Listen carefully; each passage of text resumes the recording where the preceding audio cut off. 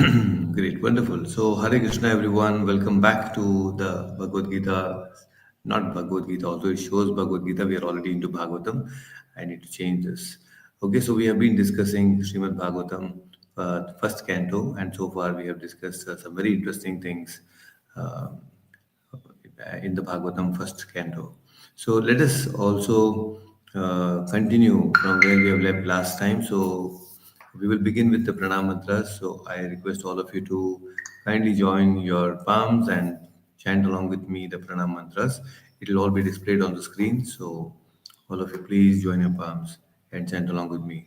So let's dedicate this session to His Divine Grace, His Bhaktivedanta Swami Prabhupada, the founder Acharya of ISKCON and my beloved spiritual master.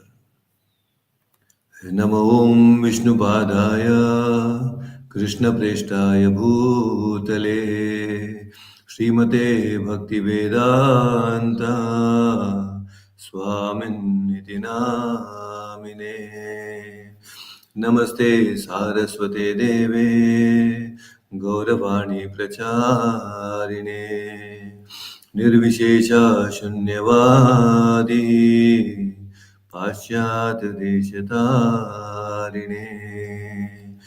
जय श्री कृष्ण चैतन्य प्रभु नित्यानंद श्री अद्वैत गदाधरा श्रीवासादि गौर भक्त वृंदा हरे Krishna Krishna Krishna Hare Hare Hare Ram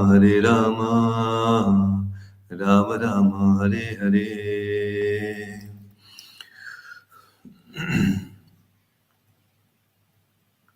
Okay, one second, just hold on. We also need to chant the pranam mantras.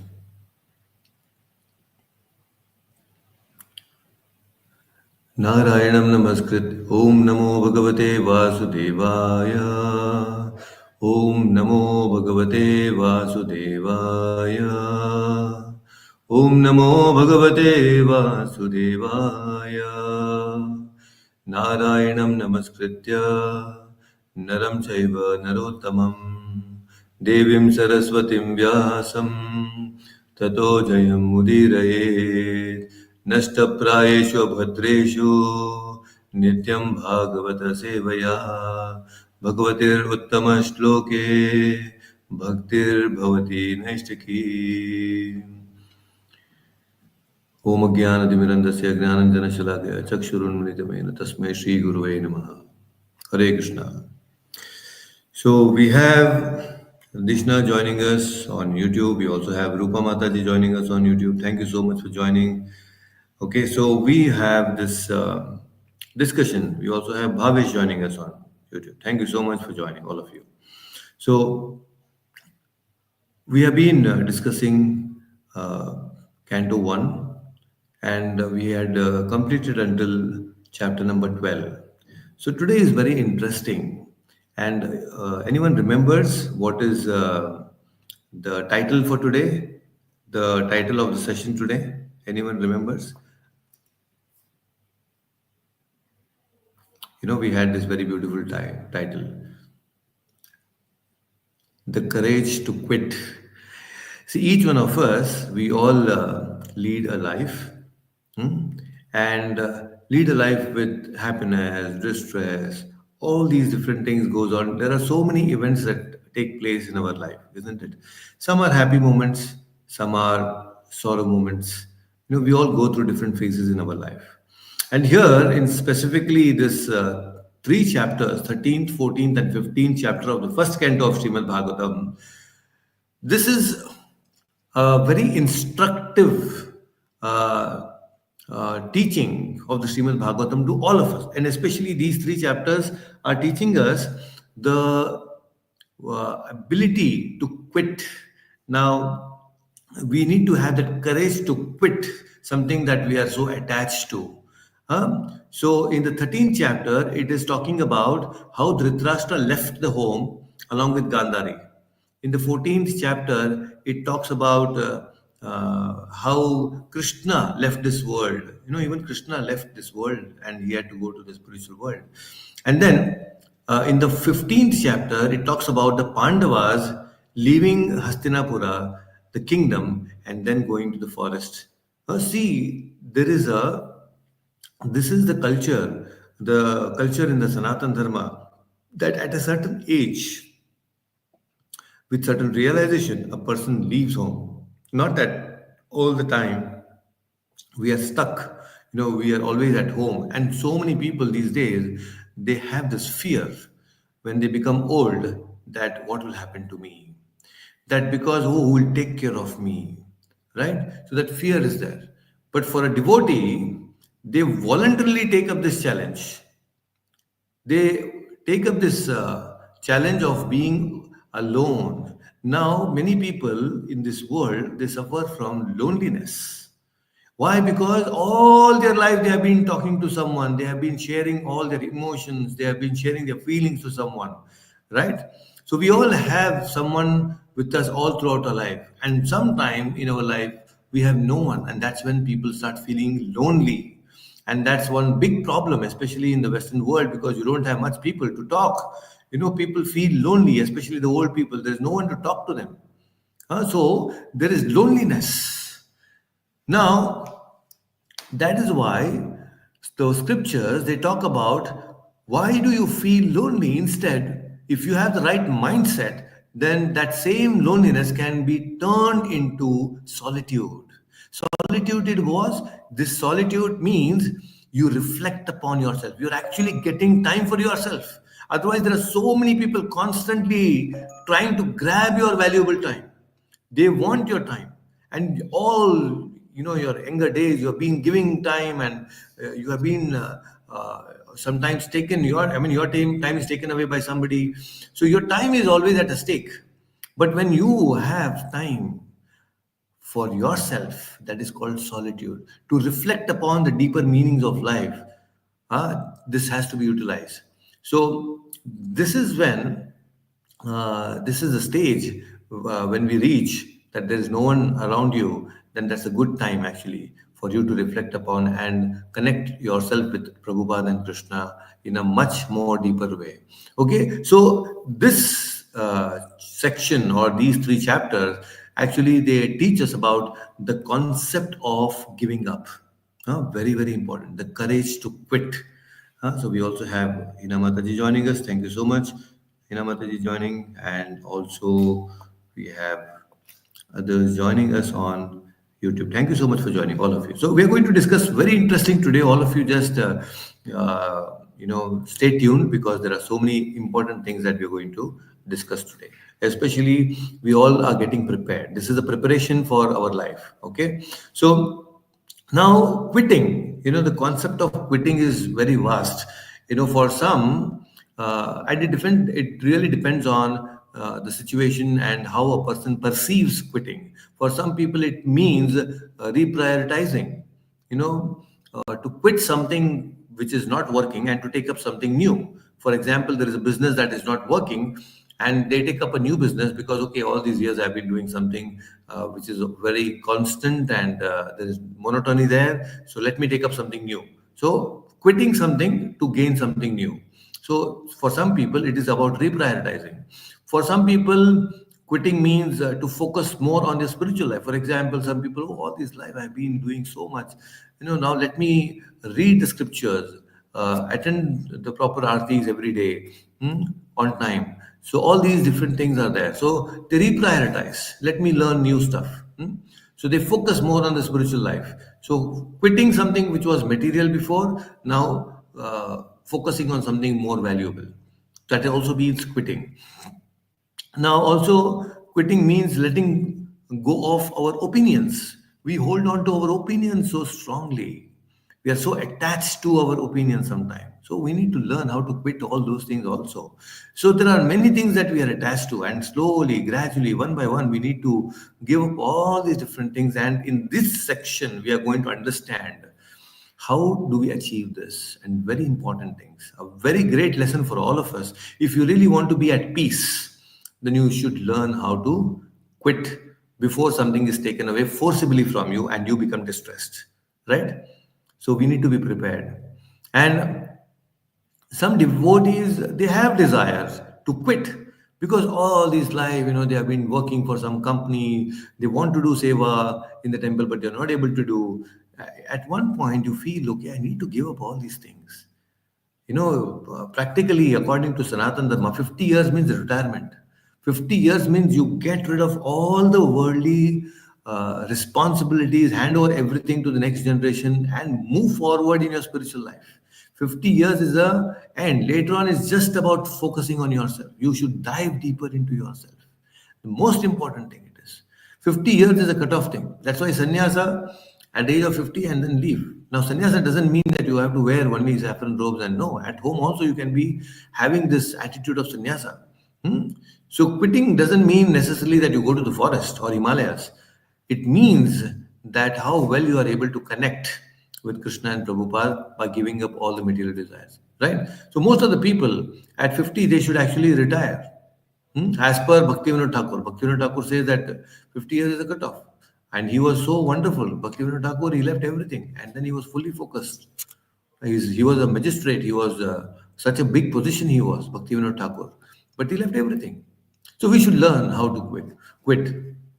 Now, we are going to discuss some very nice, important principles about quitting in this particular session. And you will be probably getting some very nice tidbits, some wisdom, so that you can lead a life which is full of courage and hope and many wonderful things. Okay. So, this section begins after Bhishma leaves the world. We all understood in the previous session that how Bhishma, lying on the bed of arrows, he left this world giving instructions to Yudhishthira in front of Krishna and he closes his eyes. Okay, so Bhishma leaves this world and Yudhishthira was enthroned as the emperor of the whole world.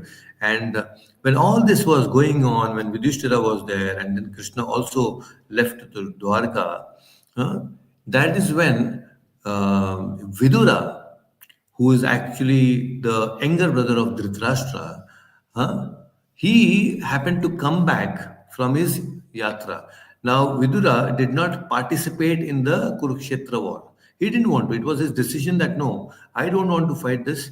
Instead, I will go on a pilgrimage. So he went on pilgrimage. He did not fight the Kurukshetra. And the same with Balaram also. Balaram also did not fight Kurukshetra. Okay, he also went on a pilgrimage. So they decided consciously not to be a part of this. Okay, and Vidura, after this whole Kurukshetra war was done, Yudhishthira was the emperor. Now Vidura actually comes back. Okay, and then Yudhishthira is so happy to see his uncle Vidura because they were already very attached because Vidura had actually helped Yudhishthira in so many instances and especially the instance, anyone remember how Vidura helped Yudhishthira and the Pandavas? Any Prabhuji, guesses? the fire. Lakshagra. Lakshagra. Lakshagra, right. And Dev, you wanted to say something? Same thing, Prabhuji, the fire in the house. Right, That was isn't it? So in the Lakshagraha, just before Yudhishthira left the Hastinapura, that is when Vidura indicated that you have to be very careful. So Vidura has a very key role, important role in the life of Pandavas, and then he comes back and Yudhishthira is so happy and Yudhishthira is asking about, please tell me about your journey. How was your pilgrimage? What were the challenges that you faced? What were your different experiences and realizations? And he's just so excited because after so long you see someone so dear and close, naturally you will feel very happy, isn't it? So we all feel that way. So Yudhishthira is asking and then Vidura is explaining and sharing his experiences. And Vidura knew about Krishna leaving the world. So far, there was no such news that has come. Vidura had just received and he decided not to tell or give this news to the Pandavas. He thought, okay, when the time comes, the time itself will reveal the Pandavas that Krishna has left this world. So Yudhishthira was very overwhelmed to see, and Vidura was also very happy to see and be with him. Now, There are some very nice, interesting things that happen here. There is a verse which says that Bhavadvida Bhagavatas Tirtha Bhuta Swayam Vibha Tirtha Kurvanti Tirthani Swantasne Stena Gadabrataha. So Yudhishthira is saying, "Oh my Lord, devotees like your good self are verily holy places, personified. Because you carry the personality of God within your heart, you turn all places into places of pilgrimage." Now, this is the power of a devotee. A pure devotee of the Lord, he is a tirtha himself. He's a place of pilgrimage himself.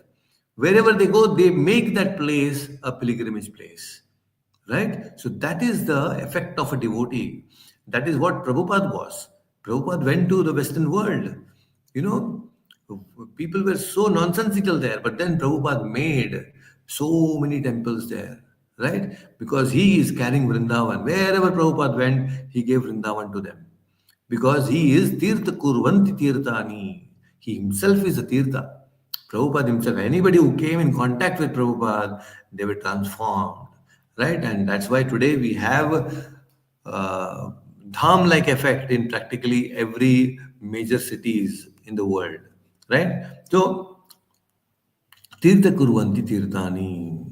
So even when we come to the pilgrim places, it's not that we come and have some darshan of the temple and the deities here. That is, of course, we will do. But along with having darshan and looking at the different places and temples, we should also associate and hear from the pure devotees.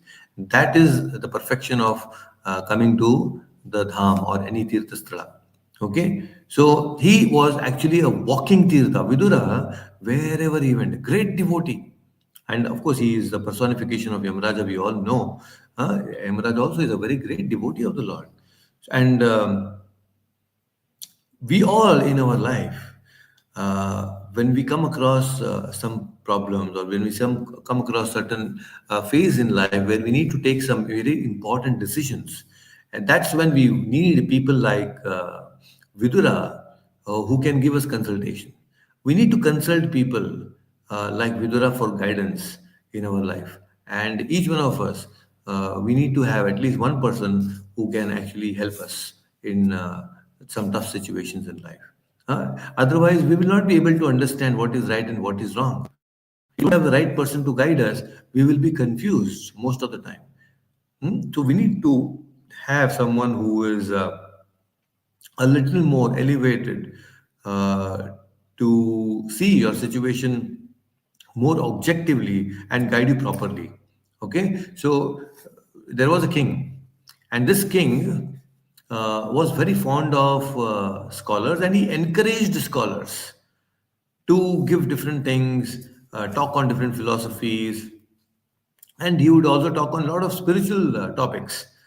Okay, so once he called all the people in the court and then he asked, "Okay, I want all of you to discuss on certain topic." And there was this one Pandit in his court who stood up and then he chanted a shloka, a verse, which was glorifying Lord Vishnu, that Vishnu is so powerful, Vishnu is all pervading, Vishnu is one who can give shelter to everyone, he makes everyone happy. So he glorifies everyone. Vishnu so much. But now this king was not very interested. He was okay. He was having all these topics and discussions, but deep within the king did not really have so much of philosophical background. He just for the sake of encouraging scholars, he would encourage, but he himself did not have any philosophical background, neither an inclination to understand tattva jnana or philosophy. So there was no such thing in his mind. And this was noticed by a person sitting in a court.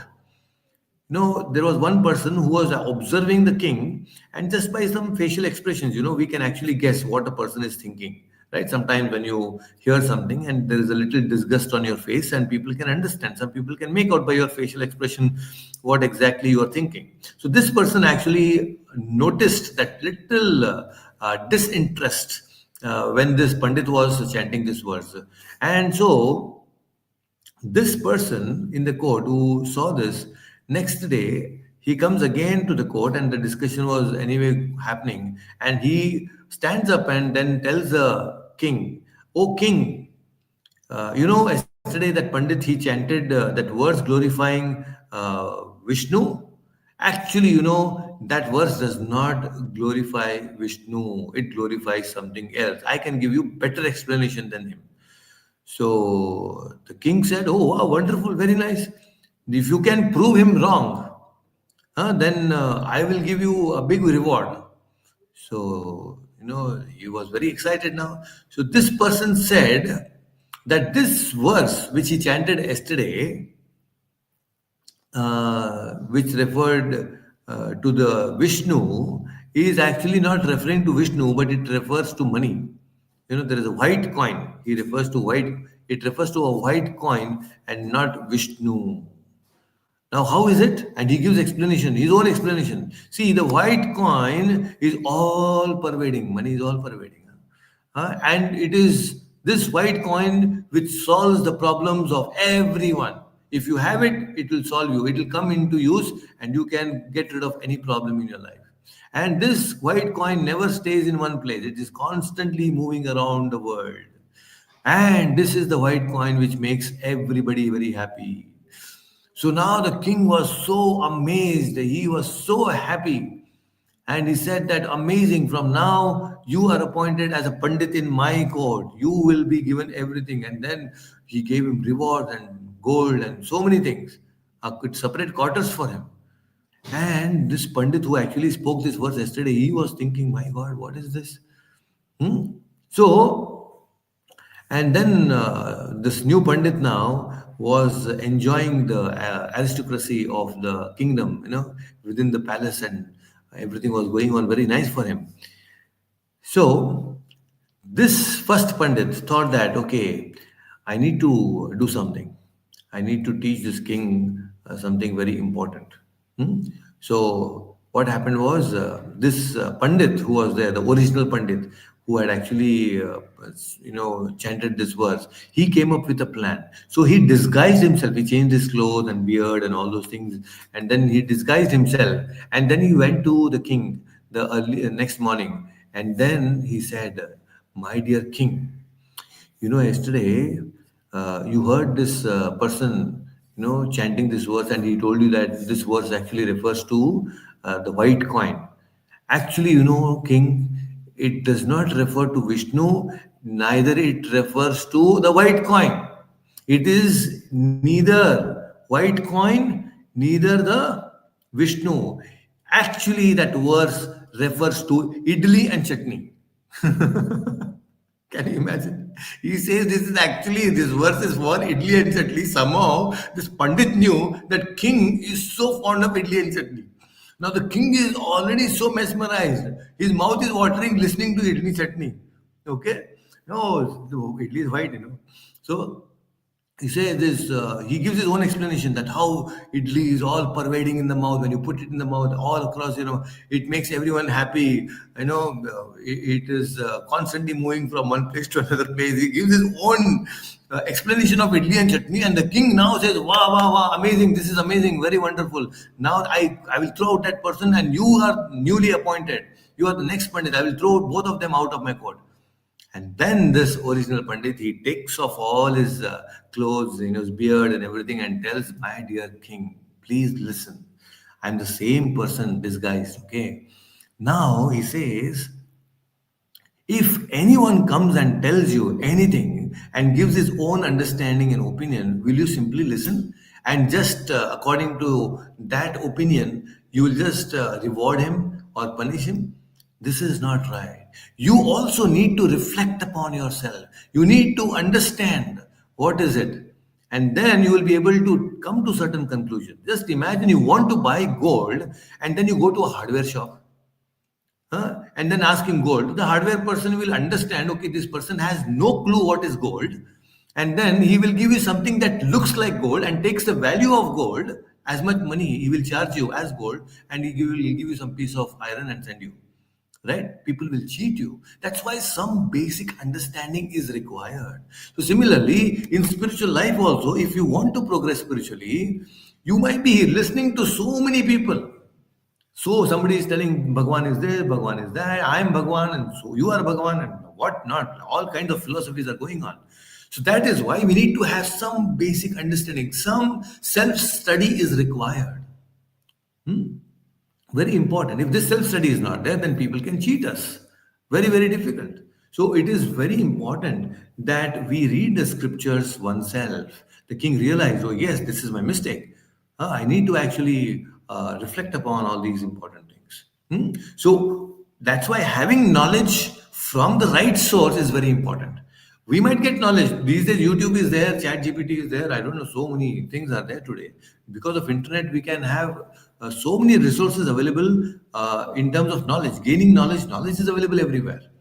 But if you want to have realized knowledge, wisdom, then you need to practice yourself. You need to study yourself, not simply listen. After listening, you should also self-study. That's most important. So here, Vidura, he did not come back to Hastinapura for some luxury. Okay, now I've done a lot of pilgrim. I've gone to Tirth Yatras. Now let me go and settle back and let me enjoy with my family and be with my, niece. Because now they're all Emperor Yudhishthira and the Pandavas are all kings. They will take care of me nicely. Vidura did not come for luxuries at all. He was not back because of all these things. And by the way, we should know that Vidura was quite old. In fact, by this point of time in Mahabharata, when the Kurukshetra war was done, Yudhishthira was already about 150 years. I mean, all the Pandavas were close to 140, 150 years. They were quite old, right? And Vidura, who is a little more elder to Yudhishthira and the Pandavas, you can imagine he was quite old. Dhritarashtra is even old. So, actually, Vidura, he did not come for luxury, but he wanted to rectify his elder brother, Dhritarashtra. Now, Dhritarashtra was staying there in the palace of Yudhishthira, and Vidura very well, he knew that Dhritarashtra is attached to the kingdom, to the throne, all the luxuries and the comforts, and Dhritarashtra was like that. He was blind spiritually and materially. So Vidura had actually come back to Hastinapura to rectify his elder brother Dhritarashtra. And Dhritarashtra, staying there, had no plans to leave the palace. He was just stuck to this palace. He didn't want to leave the palace. Although he had no official role as a king, he had no family in terms of his children. He had a wife, of course, Gandhari was still there, but all his sons were dead. But still, he was sticking on to the kingdom. And then Vidura, very beautifully, he starts off talking to Dhritarashtra. He begins his conversation by saying, "Oh, my dear king, Dhritarashtra." See, here Vidura is addressing Dhritarashtra as a king. He's making actually fun out of him. Why? Because you are not the king. Still, you are acting like a king. So, in a very sarcastic way, he's calling him as a king. Although he doesn't acquire that, he doesn't have the position of a king. And then he says, Dhritarashtra, he goes on to tell Dhritarashtra, my dear brother, what kind of a life are you leading? Such a miserable life you are leading. You are not a king, you have no sons, and still you are living on the remnants of Bhima, who has killed all your 100 sons, and you are living on the remnants of this Bhima. He wanted to specifically incite this kind of words he was using to help Dhritarashtra shake up from his comforts that he was attached to. And Vidura very beautifully says, Ahu mahiyasi janto jivitashi yata bhavan bhima pavarjitam pindam adatte grahapalavat. He's calling him as grahapalavat. See, alas, how powerful are the hopes of a living being to continue his life. Verily, you are living just like a household dog and are eating the remnants of food given by Bhima. Just look at the strong words of Vidura. He's calling Dhritarashtra like you are like a household dog. You are a grihapalavat. Very respectfully he's saying. He's not calling him a dog directly. He's calling him a grihapalavat, just like a household dog. And saying that you are living on the remnants of Bhima. In our life, sometimes we need people like Vidura who can shake us up. We are all so attached to so many things in life. We need people like Vidura. In fact, Vidura goes on to tell Dhritarashtra, you please go to the northern direction. Go to the north and renounce everything. And don't tell everyone that you're leaving. Go silently. Don't have a farewell party. Oh, I'm leaving now, Hastinapura. No farewell party, nothing. Just leave without telling. And that's very important. And finally, of course, Gandhari also leaves along with them, along with Dhritarashtra, and they go to the north. There is a Saptashrota. Saptashrota is a place where Dhritarashtra went along with Gandhari. That's a place where the 7 streams of Ganga comes out. So they go to that place, Saptashrota. So this is very instructive. We are all attached to our comforts in life. Everything we are so attached, our role in life, our position in life, our clothes in life, our gadgets in our life, our family members. We are so attached to all these things. And if someone tells us to renounce immediately, it is so difficult. We cannot renounce immediately any of these things, right? It's so difficult. That is why we need some time, a push, a hard push is required. And that push can come when you have people like Vidura in your life. Otherwise, we'll be so much attached without knowing that actually we have so much more to explore in our spiritual life. Please understand, many a times we are attached to this world because we think that the world will not move if I'm gone. Sometimes we think that, okay, if I'm gone, then what will happen to my family? You think that I am there because of me, my house is running. No, my office is running because of me. We all think that way. Please understand, we all become redundant one day. Each one of us, we all need to understand this fact that we all will become redundant one day. Each one of us.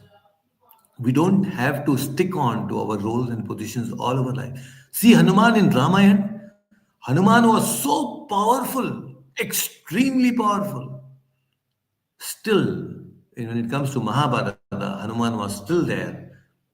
After Ramayana, he went to a very meditative mode, a completely detached mode.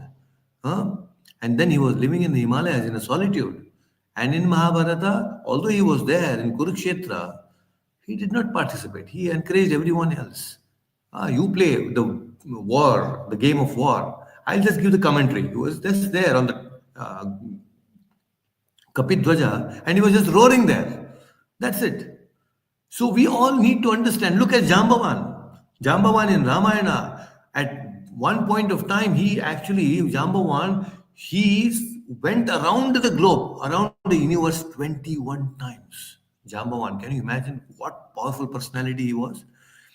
But yet then when they reached the southern portion in Rameshwaram and they wanted to find Mother Sita, he said, I cannot jump over Lanka, to Lanka.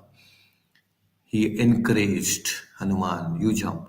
So we all at some point of time will become redundant. Please don't be attached. We are sometimes so attached to this world. Thinking that, okay, what if I'm not there, what will happen? No, everything, the world will go on.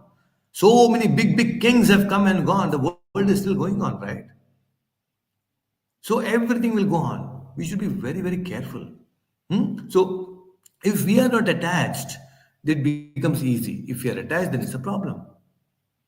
So Vidura is actually using strong words, to shake up Dhritarashtra. So we also need someone to shake us up with all these attachments. And it is important. Otherwise, even being in spiritual life, we may actually end up being miserable. There was a very nice, pastime. There is a pastime. It happened in 1930. There was a disciple of Bhakti Siddhanta Saraswati Thakur Maharaj, who is actually the spiritual master of Srila Prabhupada. So he had a disciple, and this is an actual story. a true incident. So in 1930, this person got initiated by Bhakti Siddhanta Saraswati Thakur Maharaj. And later on, we all know that in 1935, Bhakti Siddhanta Saraswati Thakur left this world.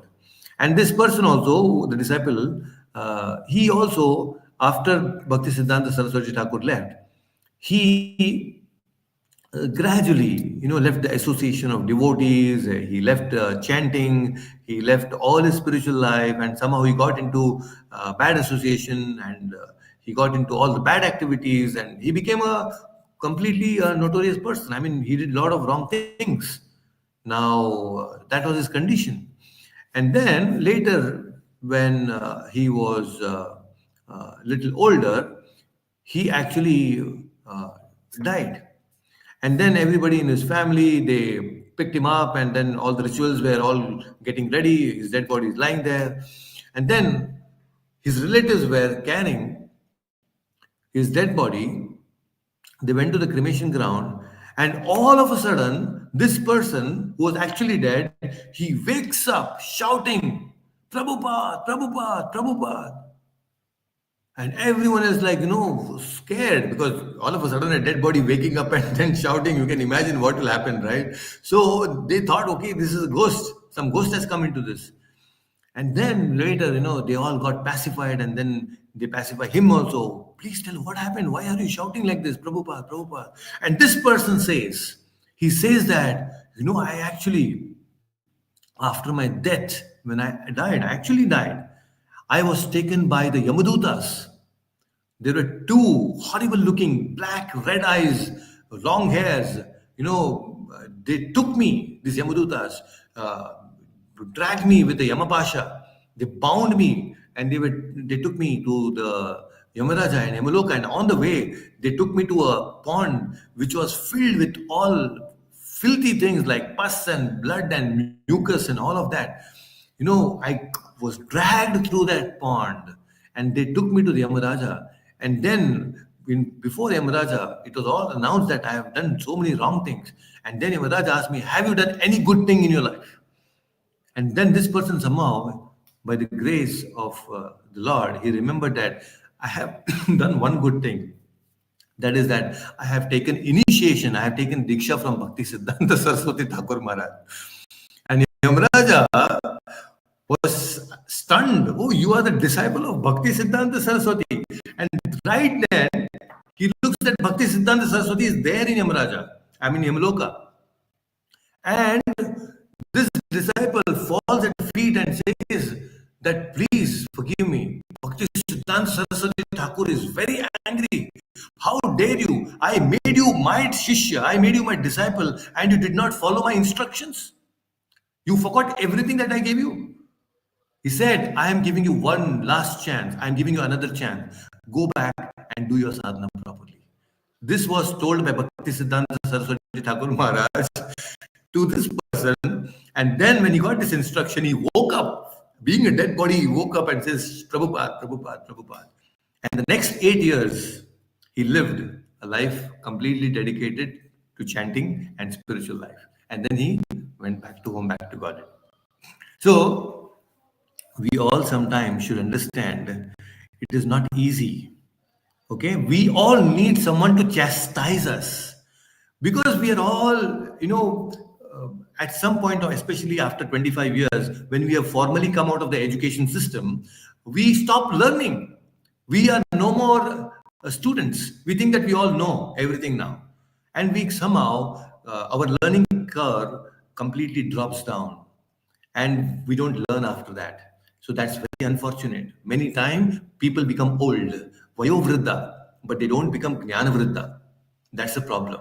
So along with age, we should also grow in knowledge. That way, we glow very beautifully with knowledge. Otherwise, what's the point? And this is an opportunity for all of us, irrespective of the age we are. It's a forum where we can online today discuss about Srimad Bhagavatam and grow and make our life more spiritual, right? So we need also someone like Vidura who can chastise us. And it's a good thing. Someone to correct us. Otherwise, there is no one to correct. In school, there is a teacher. But after that, there is no one to actually correct us. We have that ego. If husband is trying to correct, Oh, he's very egoistic. Wife is trying to correct. Oh, I can't listen to her. If the children are trying to correct, although they might be really correct actually in saying what they're saying, but the parents will say, oh, you are a small bachcha before me. Forget. What are you doing? You are no one to teach me. Right? This kind of attitude we have. We don't see objectively what is right and what is wrong. And this is where we fail to learn. And that's why we need someone, a guru. And becoming a guru is not so easy. Just look at Bhakti Siddhanta Saraswati Thakur Maharaj. To become a guru is not so easy. Even after death, a guru has to come and push us and chastise us. Shake us up from all these material attachments. Right? So we need to have in spiritual life and in everything that we do, we need to have persistence. Persistence is a good thing. Persistence means you are more committed to doing something that you want to do, right? We will all be committed to a certain thing, and we are all committed. Some people are so committed to watching Netflix and Prime and so many things like that. Very committed. Persistence is there. No matter what, 8 o'clock sharp, prime time they want to watch. Very committed to all these kind of things. And they're so committed and persistent that no matter what, they get hooked on to watch or go on a binge watch to watch all these things. Very persistent there. And something goes off. I hear of so many youngsters these days. They are so persistent with respect to their gadgets they have. Right? It's a common problem these days. All of us see this kind of things. So, and now what happens is there's a flip side of this persistence also. Sometimes that persistence also becomes makes you adamant. Persistence, when it turns into adamant, then it is not good. Some people they have a lot of success. When you talk to very successful people, they think that they know it all. They are already perfect. They think like that, and they don't want to learn beyond it. Now look at Bhishma. I'll give you a very fine example of Bhishma. Bhishma is. He is the son of Shantanu. He took the very great vow that I'll remain brahmachari. And why? Because I want to make my father happy. Because my father wants to marry Satyavati. Okay, he took that vow that I will not marry. Very great, persistent, great vow. Bhishma, right? Isn't it? Bhishma. That's why he got the name Bhishma. One who took that great vow. Now look at this. Bhishma wanted to make Shantanu happy, and Shantanu became. Why he wants to make Shantanu happy? Because if the king is happy, then the praja is happy, right? So that was his understanding, and that very same vow that Bhishma took, that okay, no matter what, I will protect this throne of Hastinapura and see that some dharma will be established here. No matter what, I will protect this. This very same vow that he took became a big problem in his life later, isn't it? He became so adamant that because of Bhishma, you can also say that 64 crore people died on the Kurukshetra because of one person decision. One person's vow, you can say that this whole Kurukshetra happened. Now, Krishna personally came and told Bhishma, why are you attached to these vow? Forget about it. There is no point in sticking on to your vow when so many people's life is at stake. Krishna told.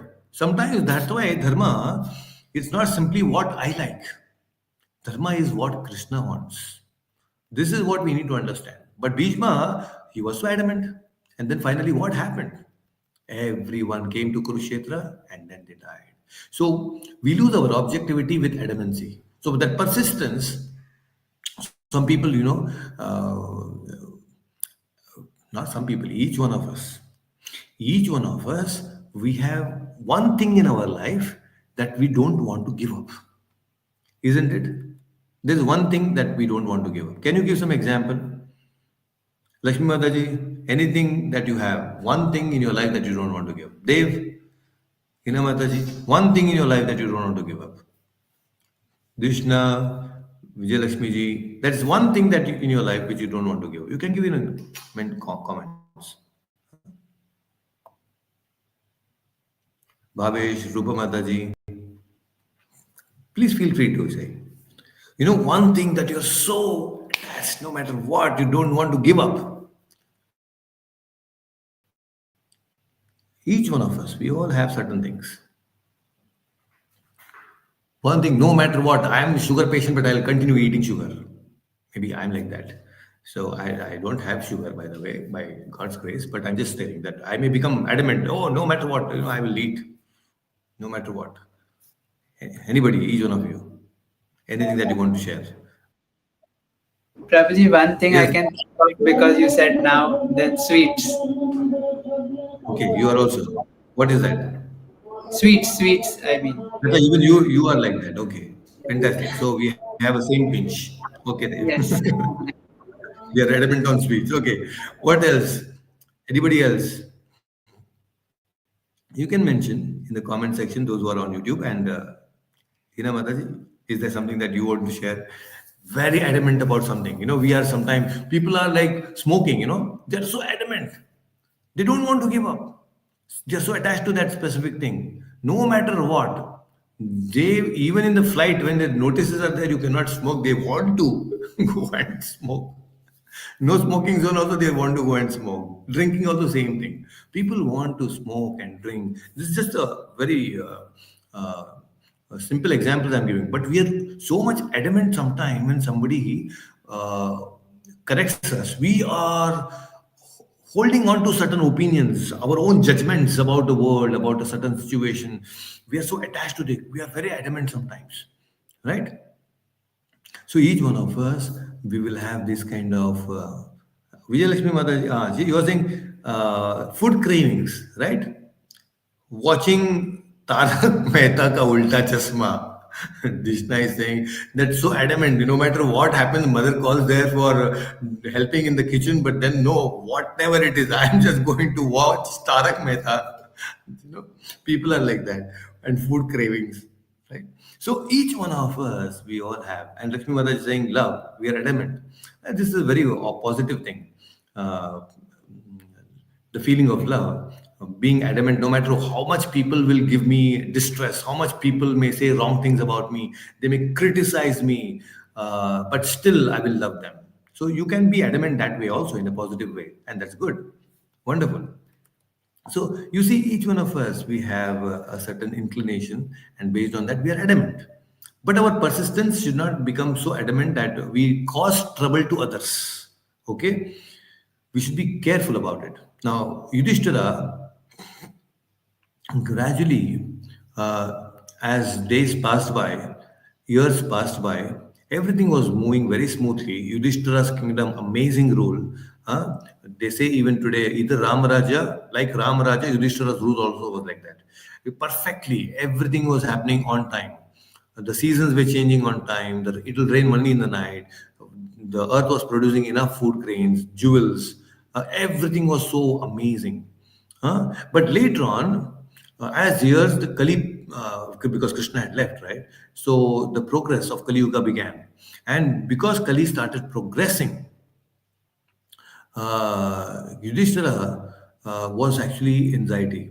Of course, before that also, Yudhishthira was in anxiety because now the next morning he wakes up and then sees that his uncle Dhritarashtra is not there, Gandhari is not there, and he started looking out for Dhritarashtra and Gandhari everywhere in the palace, throughout the kingdom, and he is not able to find them.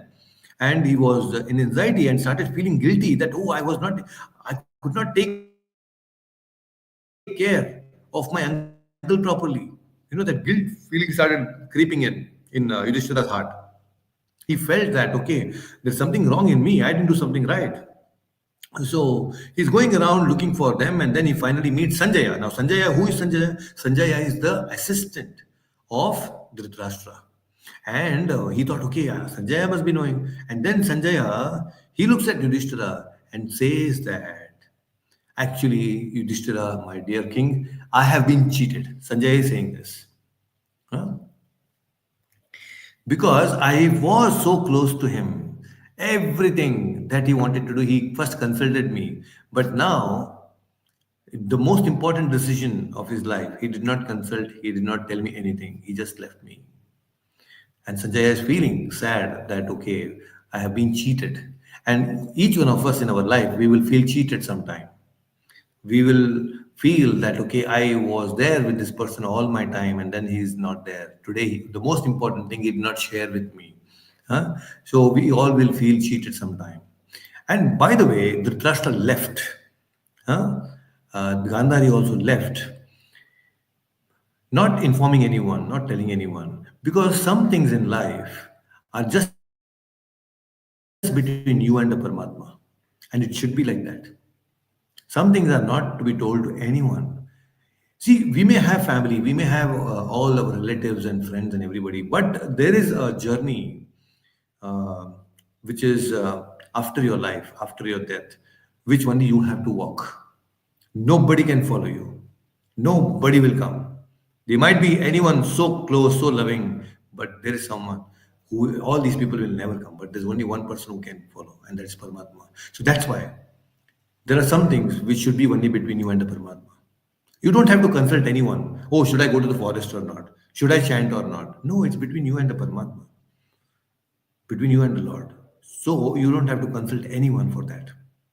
Okay, and Prabhupada says also in the purport, he says that great people cheat for great causes, right? So there are people, great people, sometimes they also cheat, but they cheat for great cause.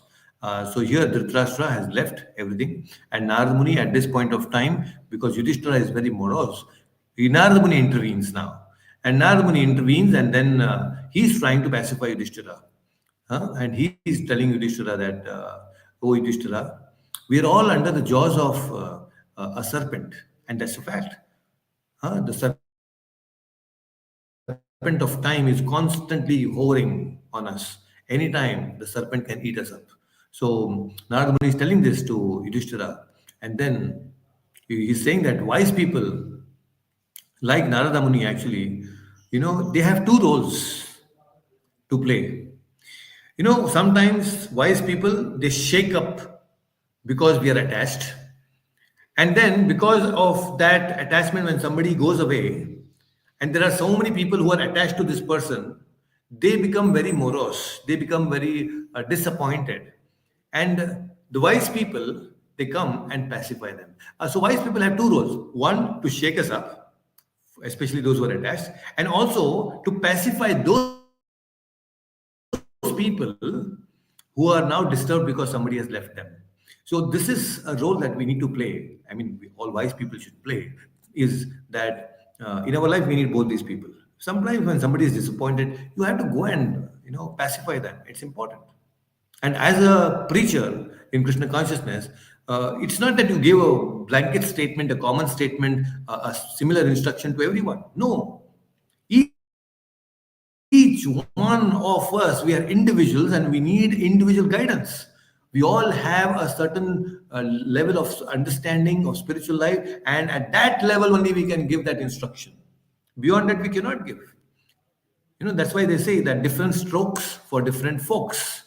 So a preacher should understand what is the level of this person and accordingly give instructions, right? So Narada Muni gives a very nice instruction to Yudhishthira because of his level of understanding, and he very beautifully understands this.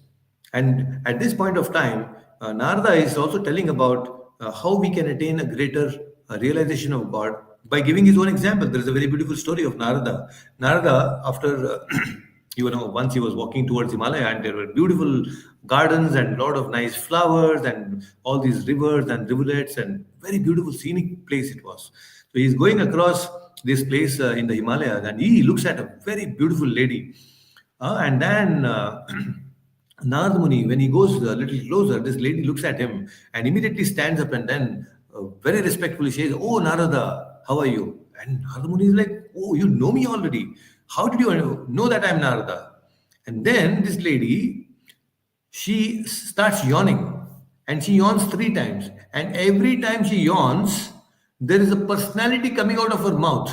And this personality who is coming out of her mouth having all diamond studs on his body, so many diamonds all across, and there is one big very precious jewel on the forehead.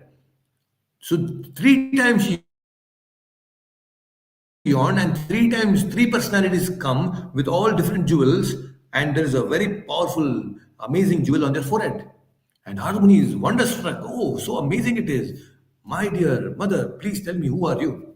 And who are these personalities who are shining so effulgent? And then she says, I am Savitri. And these three personalities, the first one is actually Rig Veda, the Atharva Veda, and the Sama Veda. So these are Vedas personified. And all these different studs that you see are the different instructions of the Vedas. And the top money which is there on the forehead is actually the Supreme Personality of Godhead. So Vedas may talk a lot of things, but ultimately they all give us direction to reach this forehead, that is the Supreme Personality of Godhead. Now, Narada Muni was so amazed. And then Narada Muni actually, looking at this, he starts meditating. He does tapasya for 100 years to get darshan of the Lord and the Supreme Personality of Godhead. And then after 100 years of tapasya, Narada Muni gets the darshan of Lord Narayana. And then Narayana, being pleased, he says, Narada, please tell me, what boon do you want? Narada says, my Lord, you already know what is in my heart. You already are well aware of everything that is happening. So then actually Krishna says, Narada, I'm giving you this blessing that, because you are pure and you have no false ego and you are free from duality, and anybody who are actually free from these three things, or basically who have these qualities, one is very pure, no false ego, and one who is free from all the duality of world. They are one who can see me, and you are able to see me. Having darshan itself is a big boon. Having darshan of the Lord is not ordinary. You are able to see me because of these three things. So all of us, we go to the temples. Some of us will be coming to for Tirth Yatra also. We'll all be having darshan. But if you really want to have darshan of the Lord, then you need to have these three things in your heart. And actually, if you carefully analyze, today, whatever we are, it is because of Prabhupada. Because Prabhupada is playing the role of Narada Muni in our life. Because he is the one who actually showed us that bright gem in our life. That bright gem that is Krishna. He showed us. Otherwise, we would have lost. This whole world, so many different philosophies. People have no clarity about what is spiritual life. And if they know a little bit of spiritual life, they don't know who is the Supreme Personality of Godhead. But here, we, ISKCON devotees, are so confidently, we say that, okay, Krishna is the Supreme Personality of Godhead. We are so confident that, yes, Krishna is Bhagavan, without any confusion.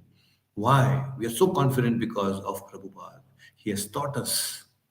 So similarly, because we have read Prabhupada books, we know what is right and wrong. We know how to differentiate between right and wrong. So Narada, he updates Yudhishthira, don't worry, your uncle Dhritarashtra and Gandhari, they both have gone there to the, which place? The Saptashrota place where the Ganga resides, and they are doing their meditation. They are completely into dhyana. And then Dhritarashtra, out of the Yogagni, by yoga, you can actually produce Agni in your fire, in your body. And you can self-immolate yourself. By the yoga Agni, you can destroy this body. And Dhritarashtra, with his yoga Agni, because he was practicing Ashtanga Yoga, he got that siddhi and he created a fire, and into which even Gandhari enters and gives up her life. So this is the process of yoga also. We should know. When somebody becomes perfect in yoga, he can create yoga Agni in their body. Just like Sati. When Daksha insulted Sati and Shiva, what did she do? She self-immolated. How? She just sat in dhyana and the Yogagni burnt her body. She gave up her life. So that way, Dhritarashtra also gives up his life. Now just imagine, Dhritarashtra all his life had so much attachment and putra moha, what not, but still, finally he attained the perfection in yoga because of the instructions of Vidura. That's why I'm telling you, we all have the ability to understand God. Each one of us have the ability to love God. Just that we need a Vidura in our life. We need a Narada in our life. And we have already Prabhupada in our life. Okay? So this is how we need to all understand that gradually, the beginning of Kali Yuga, now Yudhishthira understood, he started seeing different signs, different omens. nimittas. They're called nimittas. All inauspicious nimittas he was seeing. Now, nimitta jnana, the sign language, is so powerful. There are so many instances, many times when there is something wrong that is supposed to happen to you, you get indications from the nature. You get indications. The Lord will communicate to you in different ways. Just that we are not so aware of this nimitta jnana, we don't understand the positive and the negative signals that we get from the Lord in different ways. Many nimitta jnana is so in-depth science. It's a language, the language that we don't know. Today it is lost. The nimitta jnana. Otherwise, in Bhagavatam it is mentioned. So Yudhishthira, he started looking all the auspicious animals like cow moving on his left side, and all the inauspicious or the useless animals like donkeys, they were doing his pradakshina. And untimely rains were coming. So all these different things, wolves were crying. The she jackal started crying and howling. So all these different moments when he saw, he understood that it is time for me to leave this place, this kingdom. Huh? So Yudhishthira, look at this beautiful thing now. We saw how Dhritarashtra left. We saw how Krishna had already left this planet. And now this Yudhishthira is thinking that, okay, I think it's time for me to leave this place. He's the king. Huh? He's the emperor of the world. And he is thinking of now detaching himself. He's saying, I will install Parikshit Maharaj as the emperor. Parikshit was installed as emperor of this world. And then Yudhishthira takes off all the jewels, all the gold and everything that he was wearing, all the very expensive clothes that he was wearing, everything he keeps aside. And he wears stone clothes. He opens his hair, he keeps his hair loose. And like a madman, he thinks that, okay, it's all, I have time for me to leave. Why is he doing all these things? Why is he wearing all these stone clothes and giving up the gold and everything? Because we are all somewhere proud of our hair and beauty and clothes and jewelry. Somewhere we have that ego, that I'm beautiful, this, that, everything. So Yudhishthira is teaching us we need to give up all these things. We need to understand that these signals that I'm getting from this nature are not ordinary. It's time for me to leave. We all have this instance in Ramayana.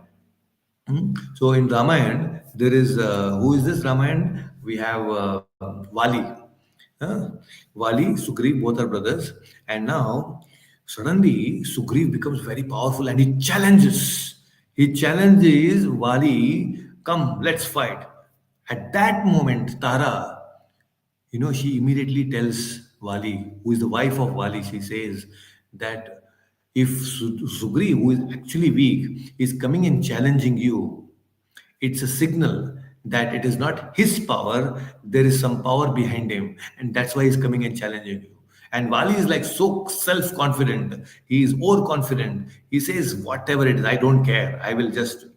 Tara is explaining him, please understand.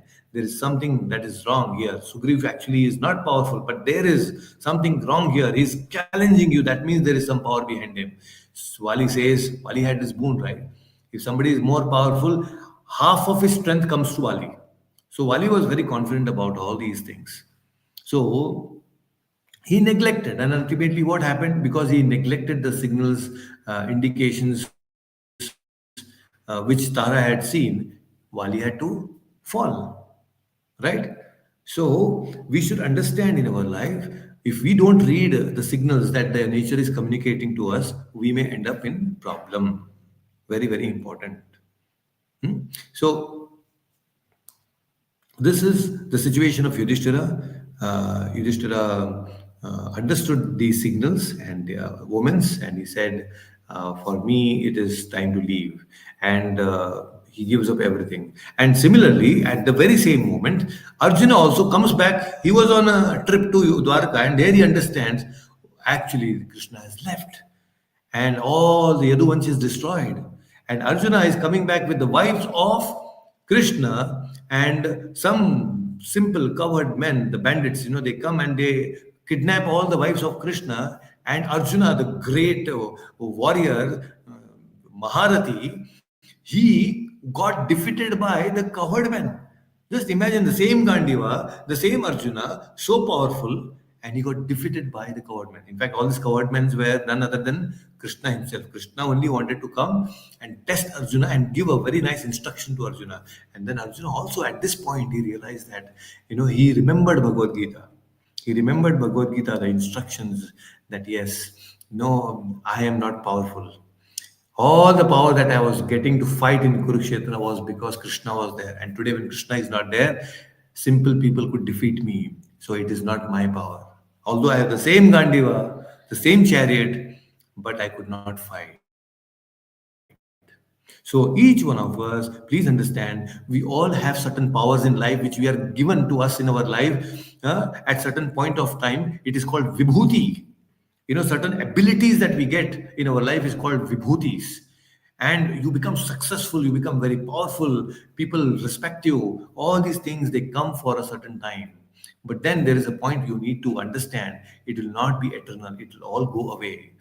The god of cricket, Sachin Tendulkar, there is a point, there is a match when he was hit by a ball on his face and he was injured, but then he goes back and says, okay, no matter what, I will still play. And then he goes on to play, and then he defeated, amazingly he played with full courage and determination, he won. And after years of playing, becoming, such a superstar in cricket, and he was really performing well, but then he got certain signs, he left. He said, it's fine, it's okay, I'm done with this cricket now, I need to leave. So each one of us also, we have a certain vibhuti. At a certain point of time, we need to know these things and leave. We have to go away. We cannot be attached all the time. Lakshmi Devi, when she was produced from the Samudra Manthan, and she came out and she came with a garland. And she goes and puts that garland to Narayana and she gets married to Narayana. And then after that marriage, Lakshmi Devi, she becomes a streak of gold, and then she resides in the chest region, Vakshasthala. So she goes there and she becomes a kind of a jewel on the Vakshasthala of Lord Narayana. So Lakshmi Devi is already residing there. And now, earlier before that, Vishnu Narayana did not have this mark of Lakshmi Devi. Now, after this Samudra Manthan, Narayana wanted to take the avatar of Mohini Avatara. Now, in Mohini Avatara, he cannot show this, no, the mark of, because then the Devatas and Daityas, they will get to know that I am Vishnu only. So he's telling Lakshmi Devi, please, you don't, for at least this avatar, you don't come on my chest. Lakshmi Devi is, no matter what, I am very adamant, I'm going to be on the chest only, I'm not going to be, I'll be there only. And she said that somehow Krishna in Mohini Avatara with his pallu, he covered and he went and gave all the Amrit to the Devas. So I'm just telling, we all at certain point, we need to leave. Of course, Lakshmi Devi stayed there because of us. Because Lakshmi Devi is there in the heart of the Lord, Paramatma, because, see, Daityas cannot identify Krishna, but devotees should identify Krishna. And how do we identify? When we see Lakshmi Devi. Why Lakshmi Devi? Because the vibhutis, the abilities that we get it from Lakshmi Devi. Okay, so we should be thankful to her. Even the Paramatma within the heart, which is there, in that Paramatma's heart, Lakshmi Devi is there. So that is why we are able to speak well. We are able to do some very intellectual things nicely. We are able to cook very nicely. We are able to speak very nicely, sing very nicely. All these abilities we get, it's because of Lakshmi Devi, the Vibhuti, but it will not remain all the time. At some point, we need to say Hare Krishna, move forward in our life. That's most important thing. So please understand, the courage to quit comes when we have a pure heart, when we are free from duality, and especially when we have people like Vidura in our life. Okay, we need someone to shake us up. Otherwise, we'll be very attached to our ideas and opinions and so many things like that. I was attached. I'll tell you very important thing. When I was working in my software company at that point, and I was in the folk hostel, and we were singing, dancing, early morning Mangalarti, all of that. But then, when devotees were constantly telling me that join temple, and they were telling me to join since many years. You should join, you should join. But I was not joining because I was telling that I was attached to that idea that I will join after my younger sister gets married, I will join the temple. That was my idea. And then one fine day, there was one devotee, uh, Sampati Prabhu, who is now the president of Pune Temple.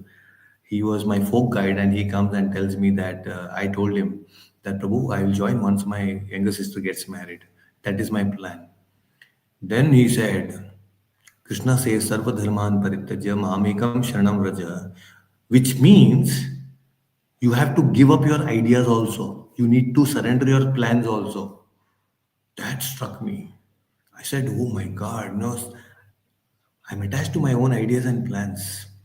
So many times giving up is not just external. Giving up and quitting also is very internal, especially the ideas and opinions that we have, the plans that we make for our life. And sometimes our plans may not be the right plan. That's why when we go to the Lord and pray, we should pray, my Lord, you know what is best for me. We simply foolishly go and ask, give me this dhanam dehi, putram dehi, that day, don't know what not. We keep asking people, asking God about so many things. And that might not be the right thing for us in life. So that is why when we go to the Lord, we should not say that, okay, give me this and that. My Lord, you know what is best for me. You give me what is right. So this should be our prayer. That is surrender. Okay? So when you give your complete control to God, Krishna, then Krishna will be very happy and he will give you the best. Krishna never compromises. He always wants to give the best to his devotees. So that confidence we should have.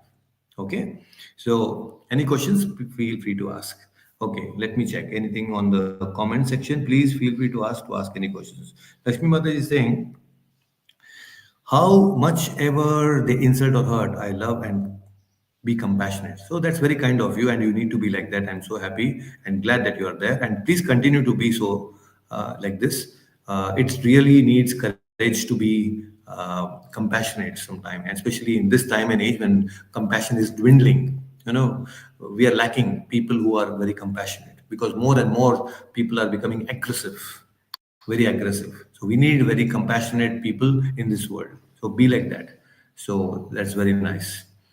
So anything else? Anybody? Any questions? Any comments? Anything that you want to share? So hope you got some idea about quitting. Hmm?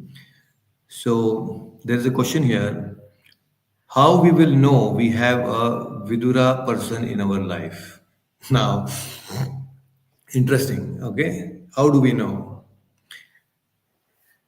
It's just sometimes, you know, we all like to do something, and we are all attached to some pleasures in life, which are stopping us from achieving greater realizations in spiritual life. So there is someone who comes and tells you that this is wrong, you are doing things incorrectly, you need to rise above yourself. Huh? And when that particular instance, that particular instructions come to you, you feel, oh, this is a Vidura in my life. At that moment, it may be a momentary thing, but that moment he acted like a Vidura in your life. Okay, just like at that instance when I was so attached, okay, my plan, I will join this, then at that point Prabhu came and he instructed me and he acted like a Vidura. So similarly, since you asked this, Dishna, recently you mentioned about your friend Shivani, right? So she was having this big problem, and you gave her a very nice instruction on how life should not be like an ice cream, right? Before it melts off, you learn how to value life and enjoy this life in a proper way. And later she came and thanked you for giving us that. Otherwise, she was so always complaining mode, right? She was in the complaining mode. But when you gave her that beautiful example that why don't you lead a life, which is anyway dwindling, like ice cream, be positive and enjoy life in a proper way. And she was struck. So you acted like a Vidura for her at that moment. So similarly, all of us should have some Vidura in our life at some moments, and different moments will have different Viduras, and it will be a good thing. And sometimes you can also act like a Vidura for someone else, right?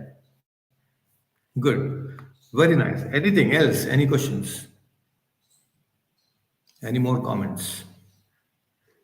Anything that you want to share? Anything specific? So today we have discussed about how Dhritarashtra, Krishna, and the Pandavas they left this world and they taught us that we should also, at some point of time, learn how to give up things, learn how to relieve ourselves from the burden that we carry in our mind.